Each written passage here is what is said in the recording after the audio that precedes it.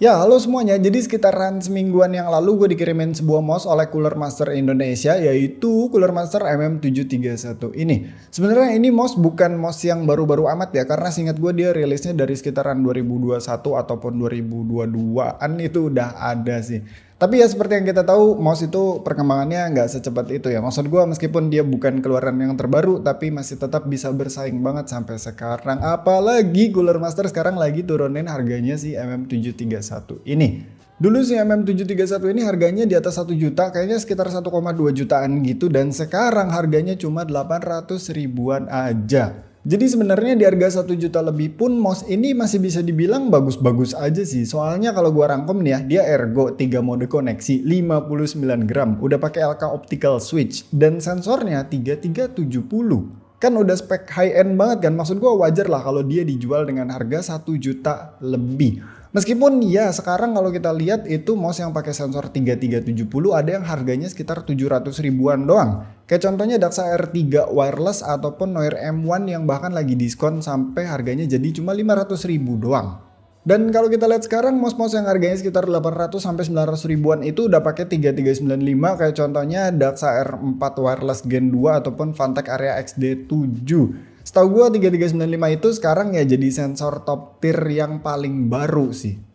Tapi mouse yang bagus itu bukan tentang sensornya doang. Dan sebenarnya gini, kalau kita compare secara angka doang antara 3370 dengan 3395, itu bedanya cuma 3395 punya resolusi yang lebih tinggi, yaitu sekitar beda 7 ribuan dpi, dan juga punya tracking speed yang beda 250 IPS kalau dibandingkan dengan 3370.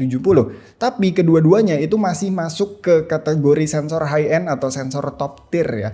3370 ini punya tracking speed di 400 IPS yang mana itu udah kenceng banget.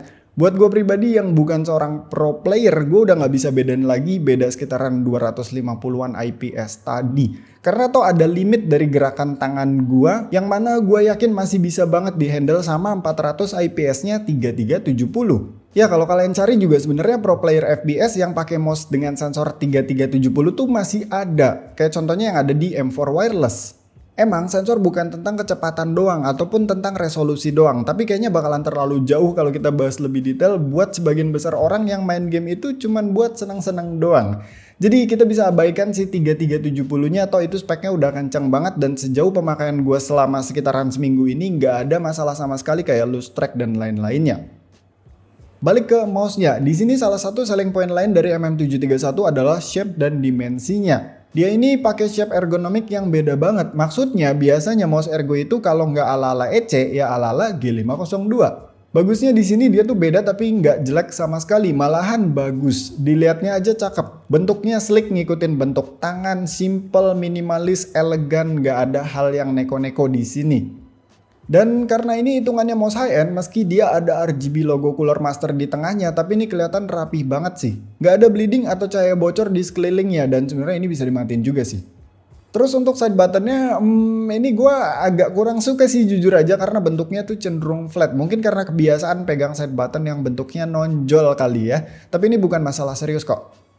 Untuk coatingnya MM731 ini bagus, rapih, cenderung bertekstur, nggak lengket juga kayak gloss finish. Ini tuh coatingnya cukup mirip sama coatingnya Razer dan coatingnya Razer adalah salah satu coating mouse yang paling gue suka karena memang sebagus itu dan secocok itu di tangan gue. Tapi by the way kalau kalian ngerasa MM731 ini kurang grippy, kalian bisa tempelin si grip tape yang udah dapat dalam kelengkapannya. Nah untuk di tangan gue dengan ukuran 18x8 cm, MM731 ini enak dipakai palm grip. Hamnya tengah ke belakang, nggak terlalu tinggi juga, cuma 39 mm. Dan karena itu juga mouse ini masih enak banget dipakai buat claw grip. Beratnya juga mantap, cuma 59 gram seperti yang udah gue bilang sebelumnya. Tapi di sini meskipun 59 gram karena bodinya tuh bagus dan nggak bolong-bolong, jadi nggak berasa kopong ataupun ringkih sih.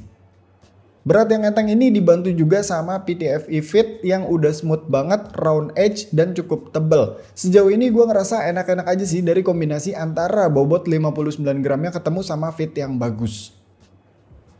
Lanjut soal fitur koneksinya tadi, dia 3 mode kan ya, bisa kabel pakai Type-C yang kabel bawahnya itu udah paracord, nice. Terus dia juga support Bluetooth yang tepatnya adalah Bluetooth 5.1 dan tentu saja dia bisa wireless pakai dongle 2,4 GHz.